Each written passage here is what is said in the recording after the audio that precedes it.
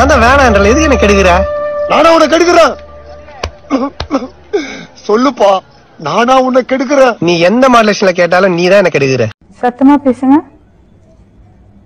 பேச முடியாது. இது ஆக்ஷன் மேடம். மேடம் இது ஆக்ஷன். இவனோட நடவடிக்கை வெளியில விட்டு பாருங்க. நல்லா சிரிக்கிறான் பாருங்க.